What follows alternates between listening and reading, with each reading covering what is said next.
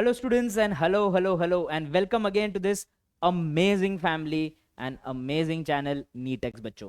I know बच्चों काफ़ी दिन हो गए हैं हमारी मुलाकात को, ठीक है।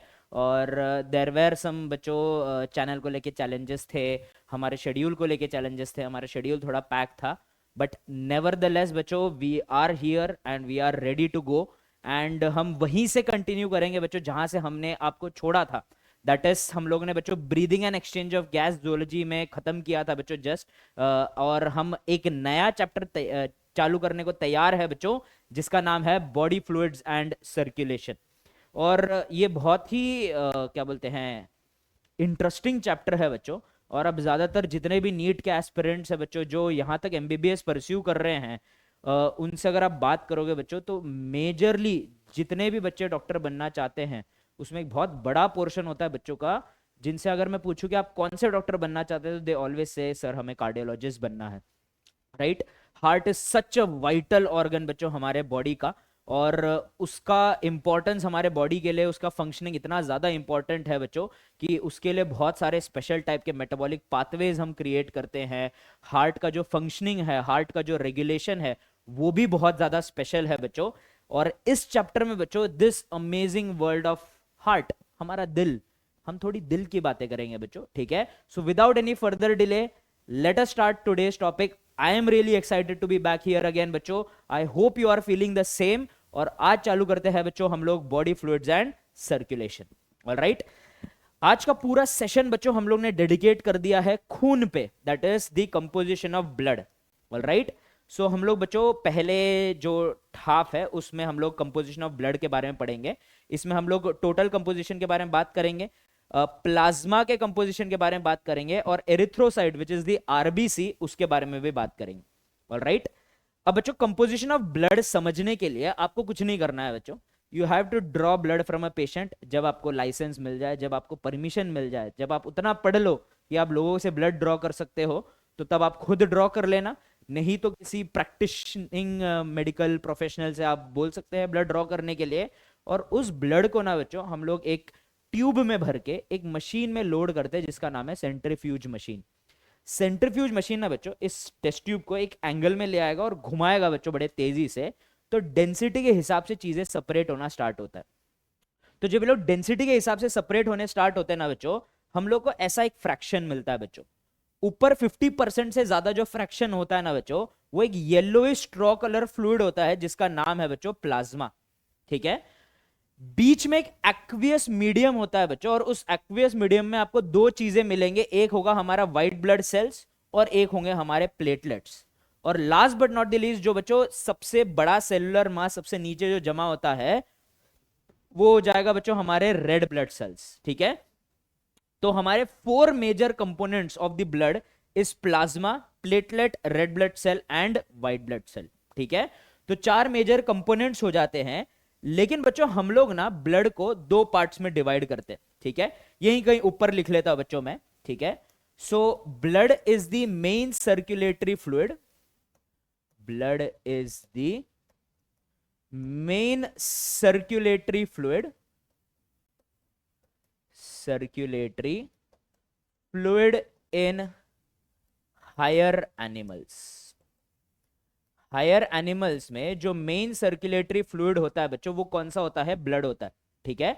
और बच्चों ब्लड जो है ना वो 2 पार्ट्स में हम लोग बांट सकते हैं। जो सबसे पहला पार्ट है बच्चों ब्लड का वो है प्लाज्मा, जो कि ब्लड का 55% कंपोजिशन होता है, ठीक है। अगर आप लोग को याद होगा बच्चों तो हम लोग जब स्ट्रक्चरल ऑर्गेनाइजेशन इन एनिमल्स पढ़ रहे थे, मैंने ब्लड को बहुत ज्यादा डिटेल में नहीं पढ़ाया था। और वहां पे हमने ब्लड को कहां क्लासिफाई किया था बच्चों? We had classified it under special connective tissue. और मैंने बोला था ये स्पेशल इसीलिए है क्योंकि it is one of the only few tissues in our body जो फ्लूइड नेचर शो करते हैं। और ब्लड को फ्लूइड नेचर देने का सबसे बड़ा श्रेय जाता है plasma. And blood being a connective tissue बच्चों, प्लाज्मा उसका मैट्रिक्स की तरह एक्ट करता है। So the matrix of our fluid connective tissue which is blood is plasma, and by composition ये approximately 55% के आसपास होता है, ठीक है। अगर मैं दूसरे कंपोनेंट की बात करूं, those are the formed elements। कौन से एलिमेंट्स है बच्चों? ये फॉर्म्ड एलिमेंट्स है। फॉर्म्ड एलिमेंट्स मतलब बने हुए चीजें, फ्लूइड नहीं बच्चों, बने हुए चीजें, जैसे कि सेल। तो बच्चों फॉर्म्ड एलिमेंट्स में ये बाकी के अपने सेल आ जाते हैं, which is the platelets, white blood cell and the red blood cell. और ये तीनों मिला के ब्लड को कितना परसेंट कंपोजिशन देते हैं बच्चों? 45% कंपोजिशन देते हैं। ऑलराइट, तो ब्लड को हम लोग ने दो पार्ट्स में डिवाइड कर दिया, प्लाज्मा एंड फॉर्म्ड एलिमेंट्स, जिसमें प्लाज्मा 55% के आसपास है और फॉर्म्ड एलिमेंट्स 45% के आसपास है। ऑलराइट, तो बच्चों हम लोग इन सारे कंपोनेंट्स के बारे में बात करने वाले आज के सेशन में। Will start with plasma, then we will move on to RBC, then WBC, then platelets. ठीक है, ऑलराइट, चलिए let us start with the first one which is the plasma. अब बच्चों प्लाज्मा कैसे होता है? Plasma is a straw colour fluid. ठीक है, क्या होता है बच्चों? Plasma is a straw coloured fluid, straw colored fluid which acts as the matrix of blood। ठीक है, किसकी तरह एक्ट करेगा बच्चों? ये ब्लड के मैट्रिक्स की तरह एक्ट करेगा। और स्ट्रॉ का मतलब होता है बच्चों, स्ट्रॉ का मतलब अंग्रेजी में वो वाला ही सिर्फ स्ट्रॉ नहीं होता है बच्चों, जो इसे अपन लोग कोल्ड ड्रिंक पीते हैं। ठीक है, स्ट्रॉ का मतलब होता है बच्चों भूसा, ड्राइड ग्रास। ठीक है, सो ड्राइड ग्रास कैसे येलोइश कलर दिखाता है ना बच्चों, हमारे प्लाज्मा का कंपोजिशन भी या कलर भी ऐसा ही येलोइश होता है। तो प्लाज्मा एक स्ट्रॉ कलर फ्लूइड है बच्चों, जो हमारा फ्लूइड मैट्रिक्स है ब्लड का। और प्लाज्मा जो है ना बच्चों, यही ज्यादातर कंपोनेंट्स ऑफ ब्लड को अपने अंदर घोल, मतलब it is the fluid matrix जिसमें बाकी सारी चीजें सस्पेंडेड रहते हैं, और काफी सारे इंपॉर्टेंट कंपोनेंट जिसको हमें ट्रांसपोर्ट करना है, they actually are transported in dissolved state in the plasma. अब मैं प्लाज्मा की कंपोजिशन की बात करूं बच्चों, so plasma is mainly composed of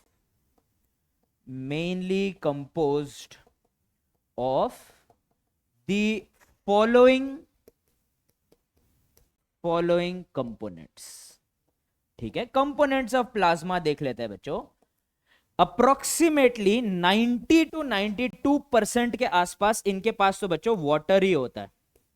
90 to 92% water होता है बच्चों, वाटर इनका बहुत मेन कंपोनेंट है। और इसके अलावा बच्चों इनके पास 7 से 8% प्रोटीन होते हैं।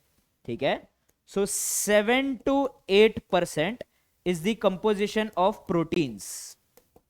अब बच्चों यहां पे ना बहुत सारे अलग अलग टाइप के प्रोटीन्स मिलेंगे हमें, तो let us try and discuss what are the different types of protein जो इनके पास प्रेजेंट रहते हैं। सो जो सबसे पहले प्रोटीन की मैं बात करूंगा बच्चों, उसका नाम है एल्ब्यूमिन। तकरीबन 50% of the protein which is found in plasma is albumin. ठीक है, एल्ब्यूमिन जो होता है ना बच्चों, इसको अपन लोग सीरम एल्ब्यूमिन बुलाते हैं, serum albumin, and is important protein which maintains osmolality।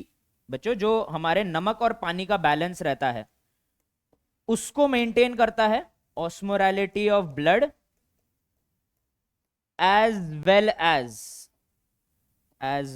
as gives blood its viscosity। और क्या देता है बच्चों? ये ब्लड को विस्कोसिटी भी देता है। ठीक है, तो एल्ब्यूमिन जो है बच्चों, serum albumin is a very important protein जो हमारे ब्लड का ऑस्मोलैरिटी मेंटेन करता है, एज वेल एज ब्लड को उसका विस्कोसिटी भी देता है बच्चों। ठीक है, तो एल्ब्यूमिन एक बहुत ही इंपॉर्टेंट, और एल्ब्यूमिन प्रोटीन बहुत ही कॉमन है बच्चों। यहां तक जो एग व्हाइट होता है ना बच्चों, उसमें जो प्रोटीन है वो भी एल्ब्यूमिन नहीं होता है, वहां पे उसको ओव एल्ब्यूमिन बुलाते हैं, एग वाला एल्ब्यूमिन। हमारे ब्लड में जो एल्ब्यूमिन प्रेजेंट है उसका नाम है बच्चों सीरम एल्ब्यूमिन। ठीक है, इसके अलावा बच्चों मैं दूसरे प्रोटीन की बात करूं, दी नंबर 2 पोजीशन वाला जो प्रोटीन हो जाएगा बच्चों, उसका नाम है ग्लोब्यूलिन। ठीक है, ये एल्ब्यूमिन बनाने की जिम्मेदारी हमारे बॉडी में लिवर की है बच्चों। ग्लोब्यूलिन दो जन बना सकते हैं, प्रोड्यूस्ड बाय लिवर एंड हमारे एक बी लिम्फोसाइट या एक इम्यून के सेल होते हैं जिसका नाम है प्लाज्मा सेल। तो लिवर के सेल और प्लाज्मा सेल हमारे बॉडी में ग्लोबुलिन प्रोटीन बनाते हैं। अब बच्चों ग्लोबुलिन में भी बहुत सारे टाइप है, ठीक है। ग्लोबुलिन में मैं बात करूं बच्चों, तो पहला ग्लोबुलिन का नाम है इम्यूनोग्लोबुलिन। पहला ग्लोबुलिन का नाम क्या है बच्चों? इम्यूनोग्लोबुलिन। इम्यूनोग्लोबुलिन को प्यार से हम लोग एंटीबॉडी बुलाते हैं। ये हमारे बॉडी के डिफेंस एक्टिविटी में काम करता है, हमें इम्यूनिटी देता है बच्चों, ठीक है। एंटीबॉडीज इंफेक्शन से, बैक्टीरिया से, वायरस से लड़ने में हमें मदद करते हैं। दूसरे की मैं बात करूं बच्चों, तो अल्फा एंड बीटा ग्लोबुलिन होते हैं। अल्फा एंड बीटा ग्लोबुलिन होते हैं। ये लोग क्या करते हैं बच्चों? ये ट्रांसपोर्ट करने में मदद करते हैं। बहुत सारे आयन को, बहुत सारे आयंस को, बहुत सारे मिनरल्स को ट्रांसपोर्ट करने के लिए और इनको हमारे प्लाज्मा में डिसॉल्व करने के लिए अल्फा और बीटा ग्लोबुलिन की जरूरत होती है। अल्फा और बीटा ग्लोबुलिन लिवर बनाएगा, इम्यूनोग्लोबुलिन प्लाज्मा सेल बनाएगा बच्चों, ठीक है। चलिए, तीसरा जो इंपॉर्टेंट प्रोटीन है बच्चों, वो हमारा क्लॉटिंग में मदद करता है। अगर हमें लग गया, चोट वोट लग गई बच्चों, तो ब्लीडिंग के कारण बच्चों हमारी जान नहीं जानी चाहिए। अगर हमारे ब्लड कम हो गया बच्चों, तो हमारी जान चली जाएगी। तो चोट लगने के बाद एक अमाउंट ऑफ खून तो लॉस हो ही जाता है, उसके बाद बच्चों खून का बहाव रुकना भी चाहिए। इस प्रक्रिया को हम क्लॉटिंग बुलाते हैं और वो भी हम लोग पढ़ने वाले हैं बच्चों। तो क्लॉटिंग के प्रोसीजर में जो सबसे इंपॉर्टेंट प्रोटीन होता है वो भी लिवर बनाता है बच्चों, जिसका नाम है फाइब्रिनोजेन। फाइब्रिनोजेन एक सॉल्युबल फाइबर प्रोटीन है बच्चों। फिलहाल सॉल्युबल होता है, एक्टिवेट होने पे इनसॉल्युबल हो जाता है। Soluble fibre protein produced by liver, produced by liver. Liver बनाता है बच्चों इसको, ठीक है। ये किस में मदद करेगा बच्चों? हेल्प्स इन ब्लड क्लॉटिंग, ठीक है। ये किस में मदद करेगा बच्चों? ब्लड क्लॉटिंग में मदद करेगा, ठीक है। अब last but not the least बच्चों, ये तो सारे प्रोटीन्स हो गए हैं हमारे। कंपोजिशन में 1 या 2% के आसपास बच्चों अदर चीजें होती है, ठीक है। अदर सब्सटेंसेस, अदर सब्सटेंसेस में क्या क्या आते हैं वो भी हम लोग देख लेते हैं बच्चों। अगर मैं अदर सब्सटेंसेस की बात करूं, तो सबसे पहले मेरे दिमाग में आता है बच्चों बहुत सारे आयन। आयंस जैसे कि सोडियम आयन भरपूर है, पोटेशियम आयन है, हाइड्रोजन आयन है, क्लोरीन है, HCO3 माइनस आयंस है, ठीक है। ऐसे बहुत सारे अलग, कैल्शियम आयन है बच्चों, Ca2+।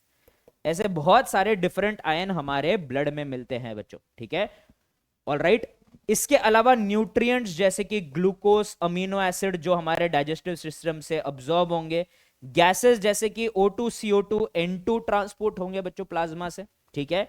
इसके अलावा हमारे काफी सारे हार्मोन्स प्लाज्मा में घुले हुए रहेंगे जो ट्रांसपोर्ट होते हैं।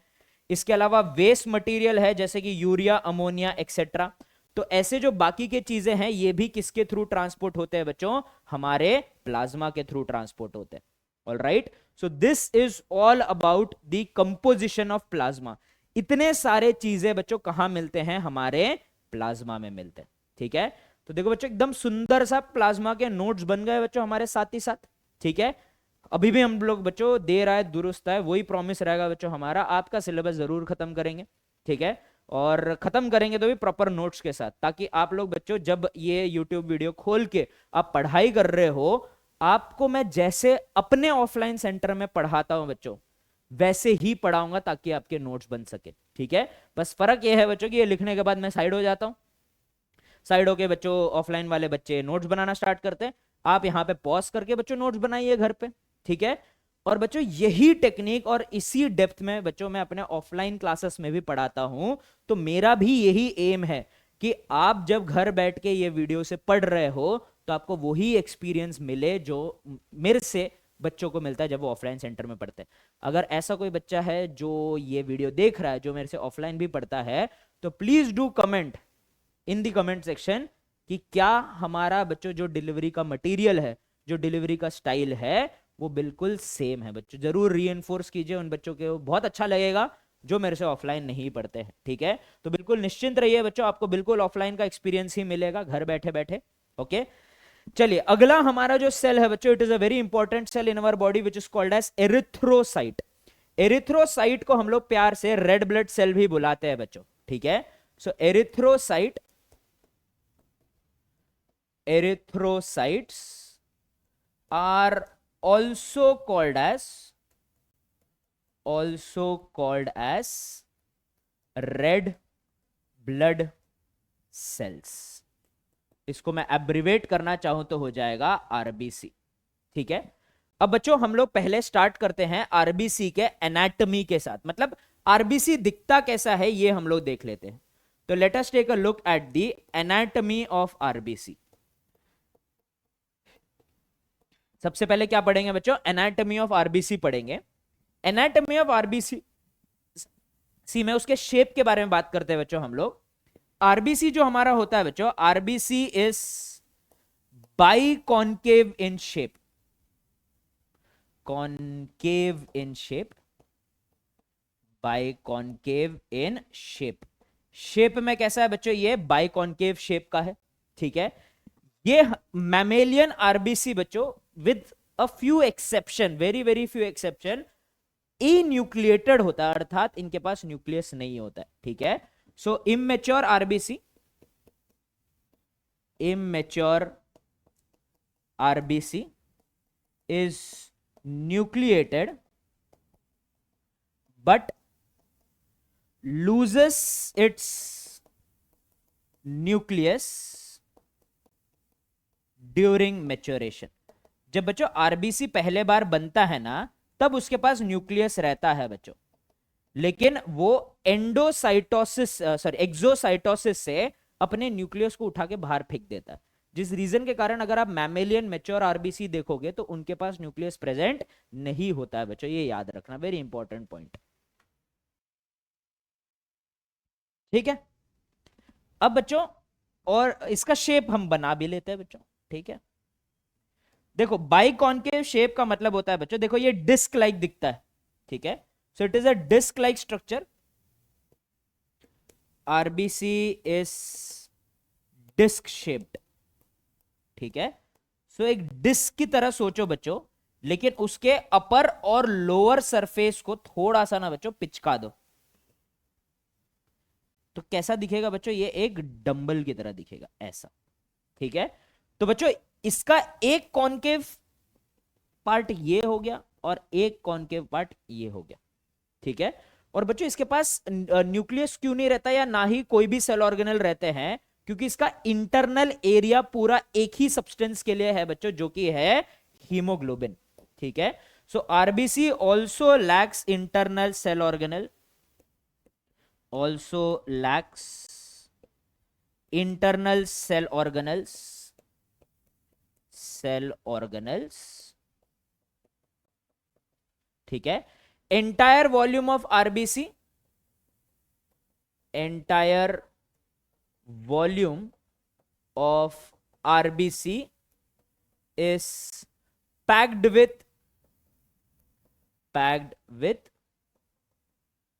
respiratory iron containing pigment, iron containing pigment, that is क्या है बच्चों? आयरन कंटेनिंग पिगमेंट है हीमोग्लोबिन। ठीक है, कौन सा पिगमेंट है बच्चों? हीमोग्लोबिन है। आयरन कंटेनिंग पिगमेंट है जिसका नाम क्या है बच्चों? हीमोग्लोबिन। ठीक है, सो हीमोग्लोबिन जो होता है बच्चों, यही हमारा सबसे इंपॉर्टेंट पिगमेंट है। आयरन कंटेन होने के कारण बच्चों इनका कलर रेडिश ब्राउन के आसपास होता है बच्चों, इसलिए हमारे आरबीसी रेड कलर के दिखते हैं। काफी ज्यादा हीमोग्लोबिन पैक्ड होता है हमारे आरबीसी के अंदर, ताकि वो हमारे लिए ऑक्सीजन ट्रांसपोर्ट करे। मेरे लंग्स तक गया बच्चों, लंग से अभी तुरंत आरबीसी ने उठा लिया है, हीमोग्लोबिन ने उठा लिया। ठीक है, चलिए एनाटॉमी देख लिया बच्चों, अब थोड़ा फिजियोलॉजी भी देख लेते हैं। अगर मैं फिजियोलॉजी की बात करूं, अब देखो बच्चों मैं आरबीसी के टोटल फंक्शनिंग पे नहीं जाऊंगा फिजियोलॉजी में, कि वो अंदर क्या क्या करता है, कौन से प्रोसेस होते हैं। मैं उसके फॉर्मेशन वगैरह की बात करूंगा बच्चों यहां पे। ठीक है, सो अगर मैं आरबीसी के फॉर्मेशन की बात करूं, so RBC are produced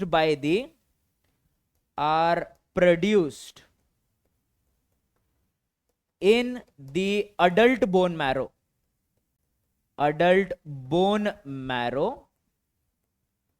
और अडल्ट बोन मैरो में भी बच्चों बोन मैरो दो प्रकार के होते हैं, रेड बोन मैरो और येलो बोन मैरो। ये रेड बोन मैरो में बनेगा। ठीक है, यहां पे मेंशन भी कर देता हूं बच्चों, ये अडल्ट के कौन से बोन मैरो में बनेंगे बच्चों? रेड बोन मैरो में बनेंगे, रेड बोन मैरो, ठीक है। By the process, by the process, और इस प्रोसेस को क्या बुलाते हैं बच्चों हम लोग? एरिथ्रोपोएसिस बुलाते हैं। देखो बच्चों, हमारे रेड बोन मैरो में ना हमारे पास स्टेम सेल होते हैं, प्लूरीपोटेंट स्टेम सेल्स होते हैं बच्चों, जिसको अपन लोग हीमोपोएटिक स्टेम सेल भी बुलाते हैं। ये कंटिन्यूसली डिवाइड करके हमारे ब्लड के सारे कंपोनेंट्स बनाते हैं बच्चों, ठीक है। A lot of contribution towards plasma, ये लोग डब्ल्यूबीसी बनाते हैं, प्लेटलेट के फॉर्मेशन में भी इनका सबसे बड़ा रोल है बच्चों, और आरबीसी भी बनाते हैं। अब आपके दिमाग में सवाल आएगा, सर ये बोन मैरो को पता कैसे है कि कब आरबीसी बनाना है, कब डब्ल्यूबीसी बनाना है, कब प्लेटलेट बनाना है, ठीक है। वो डिपेंड करेगा बच्चों सर्टेन फैक्टर्स के ऊपर। देखो सोच के देखो बच्चों कि आप लोग सोचोगे सर एक सेल अलग अलग सेल कैसे बना सकता है, क्योंकि उनके प्रोसेस ऑफ फॉर्मेशन डिफरेंट रहेंगे बच्चों। अगर अपन लोग आटा गूंथते हैं तो उसी आटे से हम लोग बच्चों रोटी भी बना सकते हैं, पराठे भी बना सकते हैं, पूरी भी बना सकते हैं, पूरी भी तल सकते हैं, ठीक है। तो सिमिलरली बच्चों, सिमिलर स्टेम सेल से ही अलग अलग प्रोसेस और अलग अलग सिग्नल्स के थ्रू हमारे अलग अलग सेल बनते हैं। किडनी बच्चों एक हार्मोन बनाता है जिसका नाम है एरिथ्रोपोएटिन। एरिथ्रोपोएटिन जैसे ही बनेगा, इन स्टेम सेल्स को सिग्नल मिलेगा कि हमें क्या बनाना है? आरबीसी बनाना है। और जब ये लोग आरबीसी बनाएंगे बच्चों, उसी प्रक्रिया को हम लोग क्या बुलाएंगे? एरिथ्रोपोएसिस बुलाएंगे, ठीक है। अब बच्चों ये अडल्ट्स में होता है। अगर मैं बात करूं बच्चों फीटस की, ठीक है, सो फीटल आरबीसी बनता है बच्चों,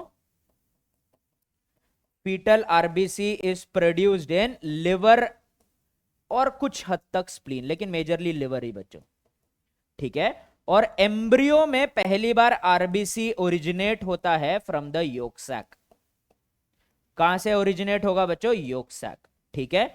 अब यहां पे एक छोटा सा जनित में जारी लगा देता हूं बच्चों, ये जो इंफॉर्मेशन है आपको याद रखने की जरूरत नहीं है, क्योंकि ये मैं लिख देता हूं बच्चों, ये एनसीईआरटी में नहीं है, नॉट इन एनसीईआरटी। ये सब बस आपको थोड़ा सा आपका ज्ञान बढ़ाने के लिए, ठीक है। चलिए आगे बढ़ते हैं बच्चों। आरबीसी जो होता है, RBC life span, life span is about 120 days and is majorly destroyed in spleen। कहां पे डिस्ट्रॉय होगा बच्चों? ये मेजरली स्प्लीन में डिस्ट्रॉय होने वाला है, ठीक है। सो मेजरली स्प्लीन में डिस्ट्रॉय होता है। इसका मैं आपको रीजन भी बताता हूं कि क्यों स्प्लीन को ग्रेवयार्ड ऑफ आरबीसी बोला जाता है। ऐसा नहीं है बच्चों 120 दिन होते उनके अंदर कोई टाइमर है कि बम फटा अपना आरबीसी चले गया। एक्चुअली जैसे जैसे आरबीसी पुराने होते जाएंगे उनका फ्लेक्सिबिलिटी कम होते जाएगा। अब देखो बच्चों, ये अगर एक नया सुंदर सा आरबीसी है तो ये छोटे छोटे कैपिलरी ब्लड वेसल से आराम से स्क्वीज होकर आगे निकल सकता है, लेकिन जैसे जैसे आरबीसी पुराना होते जाता है उसके स्क्वीज होने की क्षमता कम हो जाती है। और स्प्लीन में ज्यादातर ऐसे ब्लड वेसल्स और ऐसे कैपिलरी है जो कुछ ज्यादा ही माइन्यूट है, तो इनके थ्रू जब अपन लोग ब्लड को फ्लो कराते हैं तो आरबीसी को काफी स्क्वीज होके आगे निकलना पड़ता है। नए और यंग आरबीसी को कोई दिक्कत नहीं होती है स्क्वीजिंग में, लेकिन जो ओल्ड अप्रोक्सीमेटली 120 डेज पुराने जो आरबीसी होते हैं, जब यहां से स्क्वीज होके निकलने की कोशिश करते हैं वो फुट जाते हैं, मर जाते हैं, ठीक है। इसलिए ज्यादातर आरबीसी स्प्लीन में मरते हैं बच्चों, क्योंकि स्प्लीन में बहुत छोटे कैपिलरी है, स्क्वीज हो जाते हैं और फट जाते हैं, ठीक है। और उनके जितने भी कंपोनेंट है उसको फिर लिवर रिसाइकिल कर लेगा बच्चों, याद रखना, ठीक है। ऑलराइट, इसके अलावा बच्चों हम लोग कुछ कुछ काउंट्स देख लेते हैं। नॉर्मल आरबीसी काउंट देख लेते हैं बच्चों। नॉर्मल आरबीसी काउंट एक अडल्ट के लिए होना चाहिए बच्चों 5 to 5.5 million RBC in cubic millimetre of blood. एक क्यूबिक मिलीमीटर ब्लड में हमारे पास 5 से 5.5 मिलियन आरबीसी होने चाहिए बच्चों, ठीक है। अगर मैं बात करूं नॉर्मल हेमोग्लोबिन काउंट की, नॉर्मल हेमोग्लोबिन लेवल की, तो सेम 10 ml हमारे ब्लड में 12 से 14 ग्राम हेमोग्लोबिन होना चाहिए पर 10 ml ऑफ ब्लड, ठीक है। 10 ml ऑफ ब्लड में कितना होना चाहिए? 12 से 14 ग्राम ऑफ हेमोग्लोबिन होना चाहिए बच्चों, ठीक है। अगर मेरे आरबीसी कुछ ज्यादा ही लो हो गए हैं तो उस कंडीशन को बुलाया जाता है अनीमिया। और अबनॉर्मली हाई हो गए हैं आरबीसी लेवल, तो उस कंडीशन को बुलाया जाता है पॉलीसाइथेमिया। ठीक है, पॉलीसाइथेमिया। ऑलराइट, अब बच्चों इनका major function, the most important function is RBC is mainly involved in the transportation of O2 and CO2। ठीक है, ऑलराइट, O2 और CO2 के ट्रांसपोर्टेशन में सबसे मेजर रोल हमारा आरबीसी प्ले करता है बच्चों।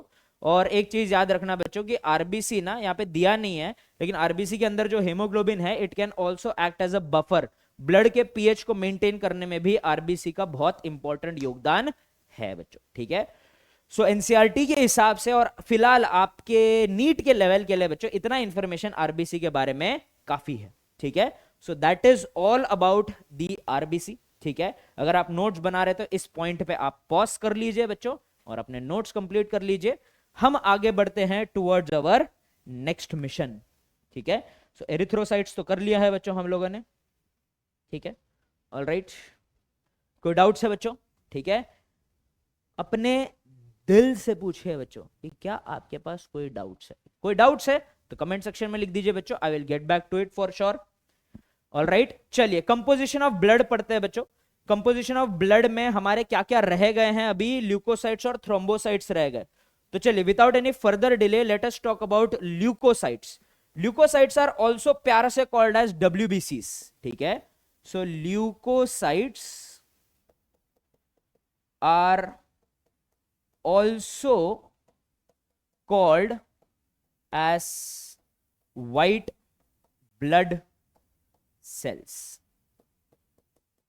क्या करते हैं बच्चों? They are majorly involved in the immune reactions of our body. किसमें इन्वॉल्व है बच्चों ये लोग? Immune reactions of our body में इन्वॉल्व है, अर्थात कि अपने जितने भी बैक्टीरिया, वायरस, ये गंदी चीजें अपने को मारने की कोशिश करते रहते हैं बच्चों। ठीक है, जिंदगी का नाम लड़ना है बच्चों, और लड़ने के लिए हमें आर्मी चाहिए, हथियार चाहिए। तो आपके बॉडी के आर्मी, आपके बॉडी का हथियार कौन है बच्चों? आपके ल्यूकोसाइट्स है। ठीक है, अब बच्चों जनरली अगर आप लोग ने कभी ब्लड टेस्ट कराया है या फिर आपके घर पे किसी ने ब्लड टेस्ट कराया है, तो जरूर उनके बच्चों अगर उनका रिपोर्ट नॉर्मल आया हो, थैंकफुली ऐसा ही हो, ठीक है, ऑलराइट, तो अगर ऐसा ही हो तो बच्चों यहाँ पे डब्ल्यूबीसी के लेवल्स आप जरूर देखना, ये काफी लो ही होते हैं। मिलियन विलियन में तो होते ही नहीं है बच्चों डब्ल्यूबीसी के लेवल, सॉरी डब्ल्यूबीसी की बात कर रहा हूं।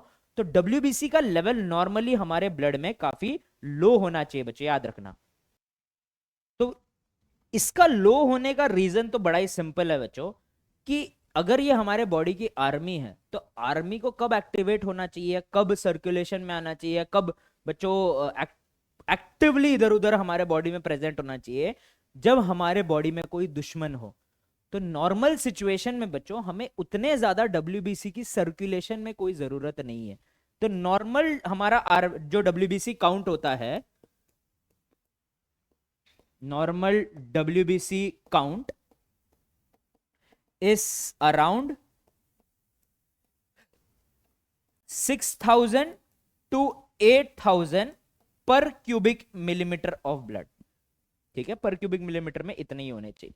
ठीक है, ये लोग भी बोन मैरो में ही बनते हैं बच्चों।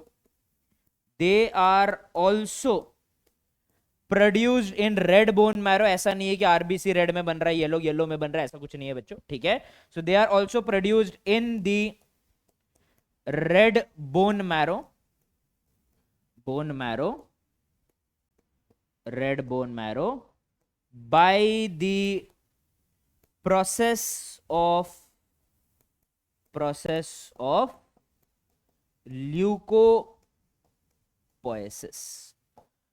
कौन से प्रोसेस से बनते हैं बच्चों ये लोग? ल्यूकोपोएसिस जो प्रोसेस है उससे ये लोग बनेंगे बच्चों, ठीक है। It is the process by which they are found, ठीक है बच्चों। फॉर्म्ड फॉर्म्ड फाउंड नहीं, दे आर फॉर्म्ड, ठीक है। अब बच्चों याद रखना डब्ल्यूबीसी के भी बहुत सारे प्रकार होते हैं, ठीक है। सो हम लोग थोड़ा सा ना बच्चों यहाँ पे क्लासिफिकेशन ऑफ डब्ल्यूबीसी देख लेते हैं।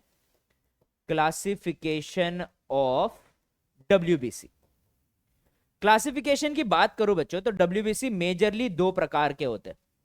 जो सबसे पहला प्रकार है बच्चों उनको बुलाया जाता है ग्रैन्युलोसाइट्स। क्या नाम दिया जाता है बच्चों? इसको ग्रैन्युलोसाइट्स नाम दिया जाता है। और जो दूसरे प्रकार है उनका नाम है ए ग्रैन्युलोसाइट्स, ठीक है। पहले प्रकार का नाम है बच्चों ग्रैन्युलोसाइट्स और दूसरे प्रकार का नाम है ए ग्रैन्युलोसाइट।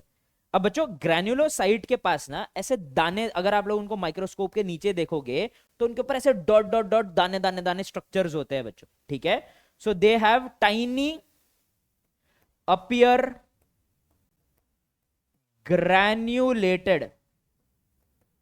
Granulated under microscope. माइक्रोस्कोप के नीचे कैसे दिखते हैं बच्चों ये लोग? ग्रैन्युलेटेड दिखते हैं, ठीक है। और अगर मैं बात करूं ए ग्रैन्युलोसाइट्स की, so they appear, they do not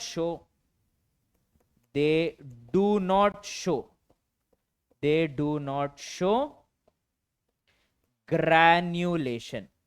ये लोग कोई भी टाइप का ग्रैन्युलेशन शो नहीं करते हैं, याद रखना। अब बच्चों ग्रैन्युलोसाइट में भी और तीन प्रकार है, ठीक है। ग्रैन्युलोसाइट में भी और तीन प्रकार है। द फर्स्ट वन बीइंग, चालू करते हैं बच्चों न्यूट्रोफिल से, न्यूट्रोफिल्स। दूसरा हो जाएगा बच्चों हमारे एसिडोफिल, जिसको ईस्नोफिल भी बुलाते हैं। और तीसरे हो जाएंगे बच्चों हमारे बेजोफिल, ठीक है। All right. और यहां पे ए ग्रैन्युलोसाइट के दो प्रकार है बच्चों। पहले का नाम है मोनोसाइट्स और दूसरे का नाम है बच्चों लिम्फोसाइट्स। पहले टाइप का नाम है मोनोसाइट और दूसरे टाइप का नाम है लिम्फोसाइट, ठीक है। अब बच्चों याद रखना इनके स्ट्रक्चर और इनके कंपोजिशन, इनका परसेंटेज का भी सवाल आ सकता है। तो हम बच्चों अभी नेक्स्ट स्लाइड में, एक में हम लोग ग्रैन्युलोसाइट पढ़ लेते हैं और दूसरे में हम लोग ए ग्रैन्युलोसाइट पढ़ लेते हैं, ठीक है। चलिए,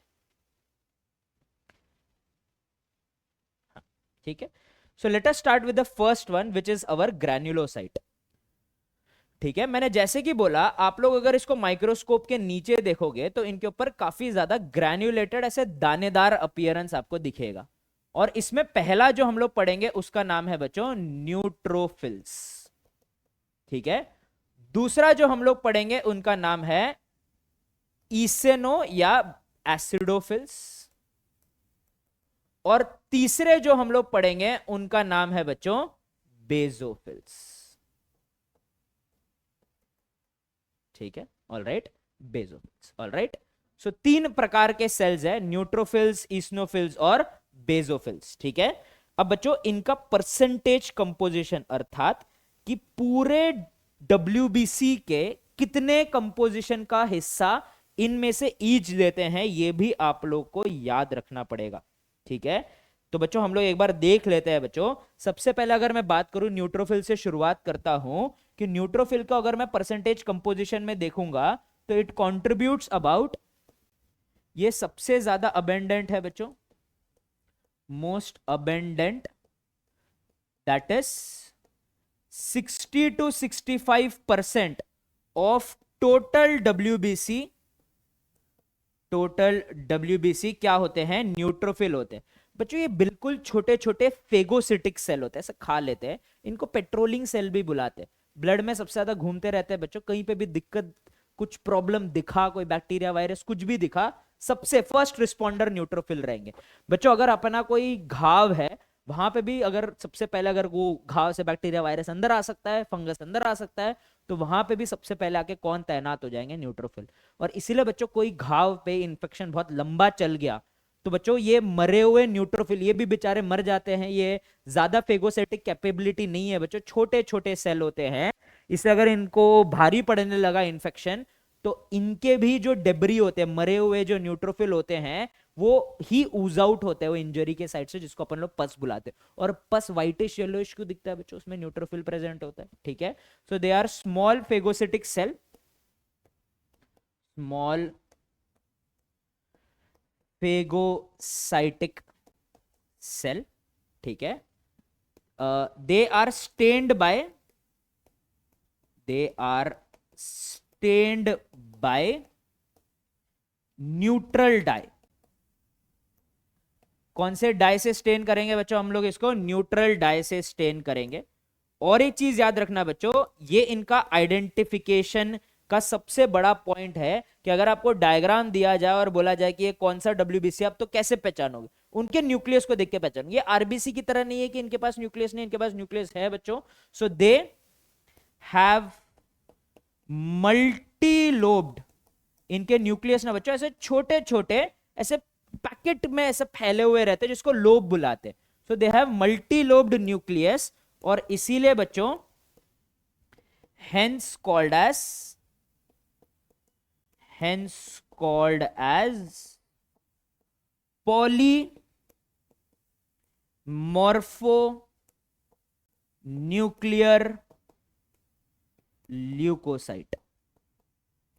क्या बुलाते हैं बच्चों हम लोग इसको? पॉलीमॉर्फो न्यूक्लियर ल्यूकोसाइट बुलाते हैं, ठीक है। सो पॉलीमॉर्फो न्यूक्लियर ल्यूकोसाइट जो होता है बच्चों, दे आर दी ल्यूकोसाइट जिनके पास बहुत सारे अलग अलग शेप के क्या प्रेजेंट होते हैं बच्चों? अलग अलग शेप के न्यूक्लियस प्रेजेंट होते हैं, ठीक है। ऑल राइट,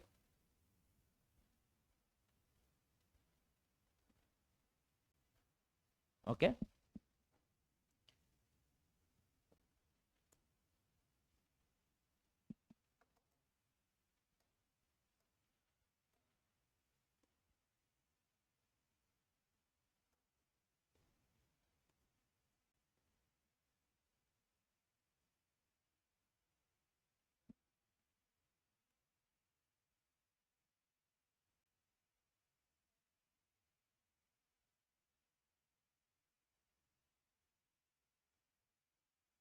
ठीक है, और बच्चों याद रखना ये लोग ग्रैन्युलेटेड है, तो इनके ऊपर ऐसे दानेदार अपीयरेंस रहेगा बच्चों, डॉट डॉट डॉट डॉट ऐसा अपीयरेंस रहेगा, ठीक है। सो कुछ ऐसा दिखेगा बच्चों हमारा न्यूट्रोफिल। तो बहुत सारे अलग अलग लोब में अगर बच्चों आपको किसी का न्यूक्लियस दिखे, तो याद रखना बच्चों वो कौन सा है? वो है हमारा न्यूट्रोफिल। इनके पास दो, तीन या चार, मतलब 3 या 4 लोब में बटे होते हैं बच्चों इनका न्यूक्लियस, कुछ इस तरह, ठीक है। तो याद रखना ऐसा अगर सेल दिखे तो वो क्या हो जाएगा? न्यूट्रोफिल हो जाएगा। न्यूट्रोफिल के बाद आते हैं बच्चों हम लोग एसिडोफिल के पास। एसिडोफिल बहुत ज्यादा बच्चों, जो इसिनोफिल होता है वो बहुत ज्यादा अबेंडेंट नहीं रहता है बच्चों। इसका percentage composition is somewhere around 2 to 3%, ठीक है। सो 2 to 3% ऑफ टोटल डब्ल्यूबीसी, ठीक है। ये लोग बच्चों इन्फेक्शन और इन्फेक्शियस पैथोजन के खिलाफ लड़ने में बहुत ज्यादा काम आते हैं, ठीक है। So they fight against infections and parasites, infections and parasites. Infections और पैरासाइट्स से लड़ने में सबसे जो माहिर होते हैं वो कौन होता है बच्चों? ईस्नोफिल्स होते हैं, ठीक है। और बच्चों यहां तक इनके पास एंटी एलर्जिक प्रॉपर्टी होता है बच्चों। इनके पास एक एंजाइम होता है जिसका नाम है एंटी हिस्टामिन या हिस्टामिनेज, ठीक है। और हिस्टामिन आप लोग पढ़ोगे बेजोफिल बनाता है, मास्ट सेल में भी पढ़ा है स्ट्रक्चरल ऑर्गेनाइजेशन में, कि ये लोग एलर्जी या एलर्जिक रिएक्शन कॉज करने में सबसे आगे होते हैं, ठीक है। सो इन्फेक्शंस और पैरासाइट से लड़ता है बच्चों। और इसके अलावा they also suppress allergic reactions, suppress allergic reaction. तो ये हिस्टामिन जो कि बच्चों बेजोफिल बनाता है उसके खिलाफ काम करता है, ये एलर्जिक रिएक्शंस और इंफ्लेमेटरी रिएक्शंस को कम करता है बच्चों, ठीक है। They are stained by acidic dye, यही इन सब में फर्क है बच्चों, स्टेनिंग में भी फर्क है, इसलिए इनको ऐसा नाम भी दिया गया है। न्यूट्रल डाई तो न्यूट्रोफिल, एसिडिक डाई तो एसिडोफिल या ईस्नोफिल। इयोसिन वो कंपाउंड का नाम है बच्चों जिस कारण ये एसिडिक स्टेन से ही होता है, स्टेन से ही स्टेन होता है, ठीक है। They are stain by acidic dye. और इनके पास कैसा न्यूक्लियस है बच्चों? They have bilobed nucleus. कैसा न्यूक्लियस है बच्चों इनके पास? बाइलोब्ड न्यूक्लियस है, दो लोब में हेडफोन शेप का न्यूक्लियस होता है बच्चों। तो इनके सेल को कैसे पहचानोगे बच्चों? कि ऐसा हेडफोन समान न्यूक्लियस मिलेगा आपको, ठीक है। सो हेडफोन शेप का न्यूक्लियस दिखा तो तुरंत आप लोग बच्चों इसको पहचान के क्या टिक करोगे अपने एग्जाम्स में? आप लोग टिक करोगे कि भाई साहब हेडफोन शेप का न्यूक्लियस तो किसके पास है? हमारे एसिडोफिल के पास है।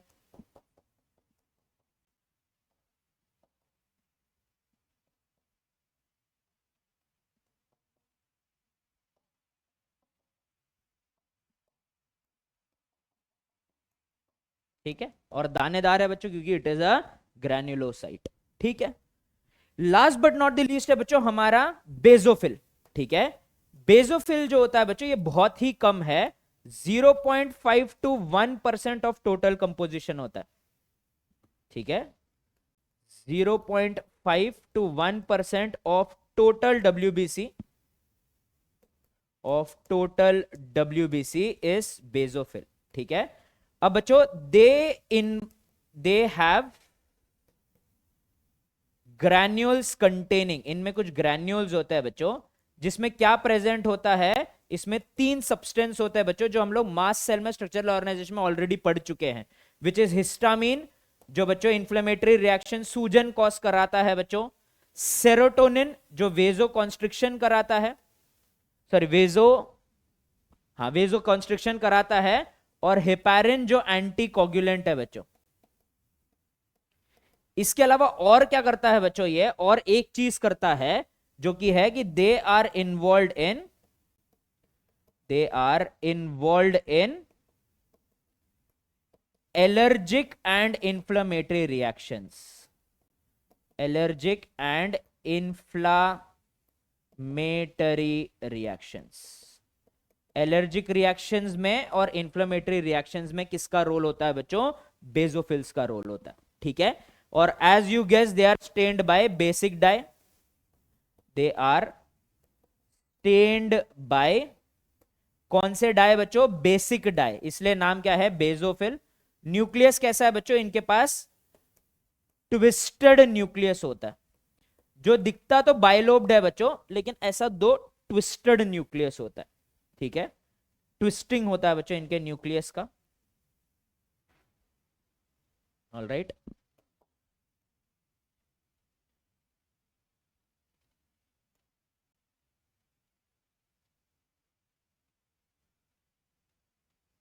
ऐसा ट्विस्टेड न्यूक्लियस होता है बच्चों, याद रखना।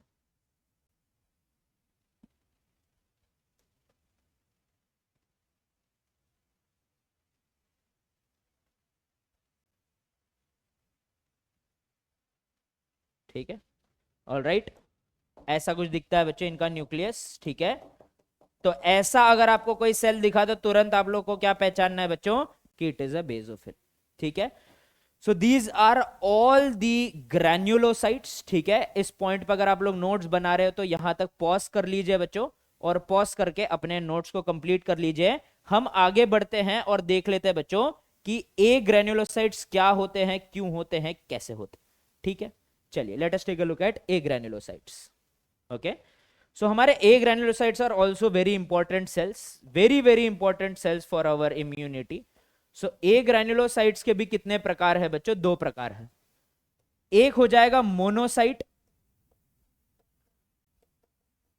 ठीक है, और दूसरे हो जाएंगे बच्चों हमारे लिम्फोसाइट। ठीक है, सो पहले बात करते हैं बच्चों हम लोग हमारे मोनोसाइट्स की। Monocytes are large phagocytic cells. Percentage composition कितना हो जाएगा बच्चों? They are 6 to 8% of total WBC। ठीक है, 6 to 8% of total WBC present इस क्या है बच्चों? मोनोसाइट है। ठीक है, इसके अलावा और एक चीज याद रखना बच्चों कि ये लोग न्यूट्रोफिल की तरह छोटे छोटे फेगोसिटिक सेल नहीं है, ये काफी बड़े बड़े फेगोसिटिक सेल है।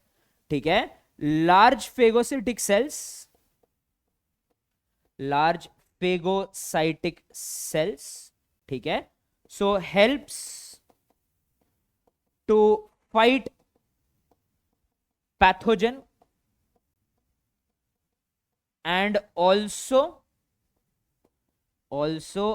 Engulf debris.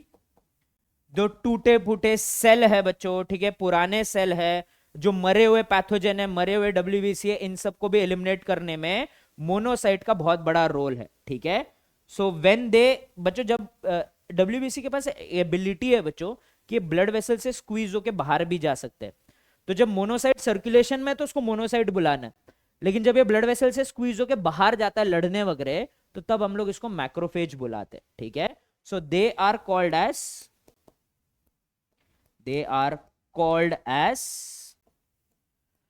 macrophage when they squeeze out of circulation, when they squeeze out of blood vessel।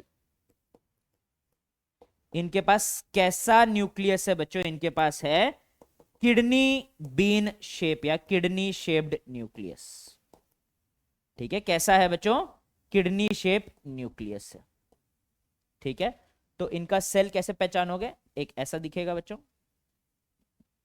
और एक बड़ा सा ऐसा न्यूक्लियस रहेगा इनके पास, ऐसा किडनी शेप का, ठीक है। तो ये है बच्चों हमारे किसकी पहचान। और दाने दाने मत बना देना बच्चों, ये लोग ए ग्रैन्युलोसाइट है, इनके ऊपर ऐसा कोई दानेदार अपीयरेंस नहीं होता है, ठीक है।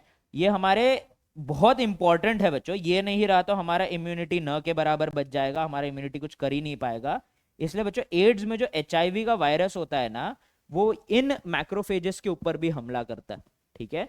सो ये नहीं रहे बच्चों तो हमारा इम्यूनिटी ठीक से काम नहीं कर पाएगा। So they are a very important component of our immunity, ठीक है। इसके अलावा last but not the least है बच्चों lymphocyte. 20 to 25% of total WBC are lymphocyte, again very abundant, very important part of our immunity है बच्चों, ठीक है। So one of the most important immune cells है, one of the most important immune cell। और क्या mediate करते हैं बच्चों? which mediates acquired immunity। हमारा acquired immunity हमारा मेन इम्यूनिटी है बच्चों, वो ये लोग ही संभालते हैं। इनके भी दो प्रकार होते हैं बच्चों जो अलग अलग तरीके से लड़ते हैं। इनके जो दो प्रकार है उनके बारे में बता देता हूं बच्चों। इनके पहले प्रकार का नाम है B lymphocyte. B lymphocyte antibodies बनाता है, जो ग्लोबुलिन्स की अभी हमने बात की थी, इम्यूनोग्लोबुलिन्स, ठीक है। और बी लिम्फोसाइट ग्लोबुलिन्स बना के जो लड़ता है, ऐसे टाइप के इम्यूनिटी को हम लोग बुलाते हैं बच्चों ह्यूमोरल इम्यूनिटी। क्या बुलाएंगे बच्चों हम लोग? इसको ह्यूमोरल इम्यूनिटी बुलाएंगे, ठीक है। और ऐसा एक इम्यूनिटी जहां पे ये टी लिम्फोसाइट, बच्चों देखो ह्यूमोरल इम्यूनिटी में बी लिम्फोसाइट कहीं ना कहीं कोई लिम्फोइड ऑर्गन में बैठ के, दूर बैठ के एक मिसाइल या हथियार बनाता है जिसका नाम है एंटीबॉडी। एंटीबॉडी को सर्कुलेशन से बॉडी में हर जगह भेजता है, जहां वायरस और बैक्टीरिया मिले ना बच्चों, ये उधर मारेंगे उनको, ठीक है। लेकिन ऐसा टी लिम्फोसाइट को दूर बैठ के लड़ने में मजा नहीं आता। ये बोलता है कि अगर कोई बैक्टीरिया वायरस आए तो मैं खुद जाऊंगा, खुद अपने हाथों से, स्वयं अपने हाथों से इसको मारूंगा।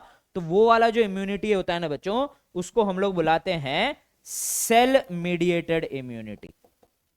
क्या बुलाएंगे बच्चों अपन लोग इसको? Cell mediated immunity. शाबाश, ठीक है, ऑलराइट। तो ये दोनों इम्यूनिटी कौन संभालता है बच्चों? टी लिम्फोसाइट और बी लिम्फोसाइट रिस्पेक्टिवली। ये लिम्फोसाइट होते हैं वेरी इंपॉर्टेंट इम्यून सेल। आगे इनके बारे में बहुत पढ़ना है बच्चों, टेंशन मत लेना। इनका न्यूक्लियस कैसे होता है बच्चों? लार्ज स्पेरिकल न्यूक्लियस होता है, स्पेरिकल न्यूक्लियस, ठीक है। चलिए लार्ज स्पेरिकल न्यूक्लियस बना देते हैं।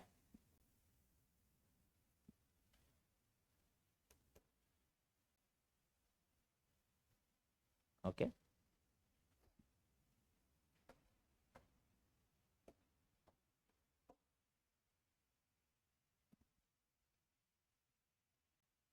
so this large spherical nucleus, ठीक है बच्चों, हो गया, ऑल राइट। सो ये क्या हो गए बच्चों? यही हो गए हैं हमारे ग्रैन्युलोसाइट्स और ए ग्रैन्युलोसाइट्स। ओके बच्चों, ठीक है। तो ये हो गए हैं हमारे टोटल WBCs, ठीक है। इस पॉइंट पर अगर कोई नोट्स बना रहा है तो पॉज कर लीजिए बच्चों, और अपने नोट्स कंप्लीट कर लीजिए, ठीक है। हम आगे बढ़ते हैं टुवर्ड्स द लास्ट टॉपिक, जो कि है बच्चों हमारे थ्रोम्बोसाइट्स, ठीक है। थ्रोम्बोसाइट्स को हम लोग प्यार से प्लेटलेट्स भी बुलाते हैं बच्चों, ठीक है। So they are also called as platelets.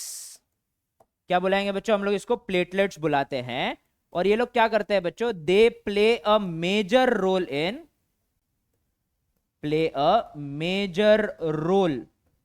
In blood clotting mechanism. कौन से मैकेनिज्म में बहुत मेजर रोल प्ले करते हैं बच्चों, ब्लड क्लॉटिंग मैकेनिज्म में मेजर रोल प्ले करते हैं, ठीक है। बच्चों इसके डिटेल में हम लोग पढ़ेंगे बच्चों, याद रखना हमारा नॉर्मल प्लेटलेट काउंट जो होना चाहिए बच्चों, वो होना चाहिए पर क्यूबिक मिलीमीटर ऑफ ब्लड में 1.5 lakh, that is 150,000 to 3.5 lakh के आसपास होना चाहिए, ठीक है। 150,000 टू 350,000 पर क्यूबिक मिलीमीटर ऑफ ब्लड, ठीक है। डेंगू समान जो बीमारी होती है बच्चों, जहां पे डेंगू वायरस हमारे प्लेटलेट्स के ऊपर हमला करता है, ठीक है, उस केस में ये काफी लो हो जाता है। 1,50,000 10,000 से भी कम होने पे क्रिटिकल कंडीशन हो जाता है बच्चों, जहां पे हमें उस पेशेंट को एडमिट करके प्लेटलेट्स चढ़ाने पड़ते हैं बच्चों। ये सिर्फ और सिर्फ जब हमें चोट लगता है तब ब्लीडिंग नहीं, हमारे बॉडी के अंदर भी कैपिलरीज के अंदर बहुत सारे छोटे छोटे गैप्स है, वहां पे भी प्लेटलेट बहुत इंपॉर्टेंट रोल प्ले करता है कि ये हमारे ब्लड के विस्कोसिटी को तो मेंटेन करता है, थिकनेस को मेंटेन करता है, साथ ही साथ इंटरनल ब्लीडिंग को प्रिवेंट करता है। अगर ये नहीं है तो बच्चों, ये इनके मात्रा कम हो गई तो हमारे बॉडी के कैविटीज के अंदर ही इंटरनल ब्लीडिंग होकर खून भरना स्टार्ट हो जाएगा, which can lead to death as well, ठीक है। सो नॉर्मल प्लेटलेट काउंट इतना होना ही चाहिए बच्चों। अब प्लेटलेट के फॉर्मेशन की कहानी सुनाता हूं बच्चों मैं। एक्चुअली प्लेटलेट्स लैक न्यूक्लियस नहीं है बच्चों, और एनी सेल ऑर्गेनल। इसका मैं रीजन आपको बताता हूं। इसका रीजन बड़ा सा सिंपल है बच्चों, क्योंकि प्लेटलेट खुद में एक सेल है ही नहीं।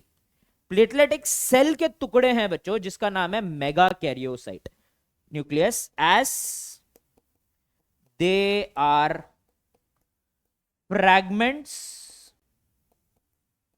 of a large cell called as megakaryocyte, ठीक है। एक बड़े सेल के फ्रैगमेंट है जिसका नाम क्या है बच्चों, मेगा कैरियोसाइट, ठीक है।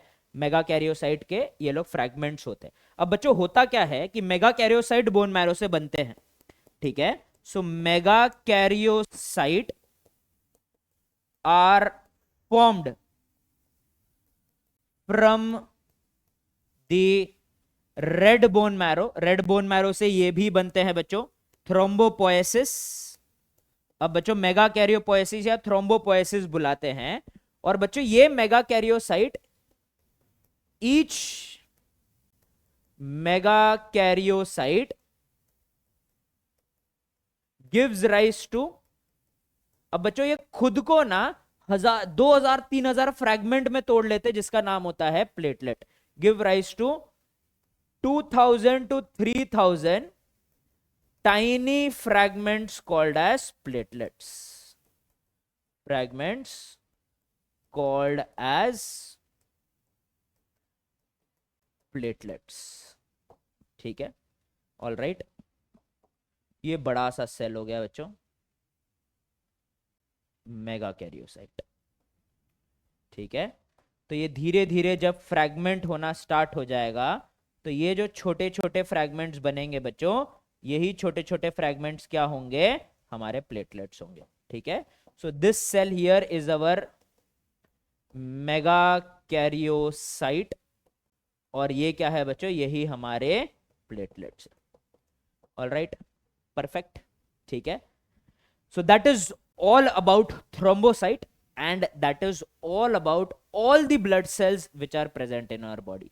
इस पॉइंट पे अगर आप लोग नोट्स बना रहे हो तो please feel free to pause the video and complete your notes, but with that we are done with today's topic. अगर आपको कोई डाउट्स हो तो please leave them in the comment section below, ठीक है। ये एक छोटा सा समरी है बच्चों की कैसे हम लोग ने अलग अलग कंपोनेंट्स ऑफ सेल पढ़ा, हम लोग ने एरिथ्रोसाइट, ल्यूकोसाइट, प्लेटलेट्स के बारे में पढ़ा जो 45% ऑफ ब्लड बनाते हैं। 55% जो होता है बच्चों हमारे प्लाज्मा से बना होता है, ठीक है। उसमें काफी सारे अलग अलग प्रोटीन्स होते हैं, अलग अलग जो हमारे सेल्स है उनका फंक्शन हम लोगों ने देखा, ठीक है। और that is all for today बच्चों, ठीक है। Thank you so much for listening बच्चों। हम लोग नेक्स्ट सेशन में और आगे बढ़ेंगे बच्चों, ठीक है। और हम लोग पढ़ेंगे, किसके बारे में पढ़ेंगे, हम लोग अलग अलग टाइप के ब्लड ग्रुप्स के बारे में पढ़ेंगे बच्चों। Very interesting, very amazing topic. और हम लोग क्लॉटिंग मैकेनिज्म के बारे में भी देखने वाले हैं नेक्स्ट सेशन में। फर्स्ट ऑफ ऑल बच्चों, शुरू करने से पहले मुझे बोल देना चाहिए था, बट एंड करते वक्त मैं बोल देता हूं बच्चों, I am really really sorry and I apologise कि वीडियो के फ्लो में इतने ज्यादा, हमारे लेक्चर के फ्लो में इतने ज्यादा डिले हो रहे हैं, ठीक है। There are a few challenges बच्चों जो हम लोग फेस कर रहे हैं, ठीक है, but that is not going to stop us from teaching you guys, ठीक है। हम वेदांतु का डीएनए यही है बच्चों कि हम में से जितने भी टीचर है हम अपने चॉइस से टीचर है बच्चों, ठीक है। हम काफी डिफरेंट करियर्स में, काफी डिफरेंट फील्ड्स में थे बच्चों। जैसे कि मैं पर्सनली बच्चों रिसर्च में पूरा घुस चुका था, ठीक है, कैंसर बायोलॉजी पढ़ रहा था, ठीक है। लेकिन मेरे दिल से एक आवाज आई थी बच्चों कि मेरे को पढ़ाना है, तो मैं इसलिए पढ़ा रहा हूँ, ठीक है। So everyone here is a teacher by choice. चाहे कुछ भी हो जाए बच्चों, हम आपको पढ़ाना कभी नहीं छोड़ेंगे इस प्लेटफॉर्म पे, ठीक है। So we will try our best, ठीक है, कि हम लोग और रेगुलर हो जाए, चाहे कितना भी बिजी शेड्यूल रहे बच्चों। I promise I will give you my 100%, ठीक है। भले उसके लिए मुझे ऑफिस जल्दी आना पड़े, लेट जाना पड़े, आई डोंट केयर, ठीक है। तो सेशन का फ्लो थोड़ा और मैं पेस बढ़ाने की कोशिश करूंगा in line with my commitments to my offline centre as well, ठीक है। लेकिन रेस्ट अश्योर्ड बच्चों, मैं इन टाइम आपका काफी डिटेल में और काफी अच्छी तरीके से पूरा सिलेबस कंप्लीट करके दूंगा बच्चों, ठीक है। All right, thank you so much for listening. Please do like, share and subscribe बच्चों, and I will see you all in the next session.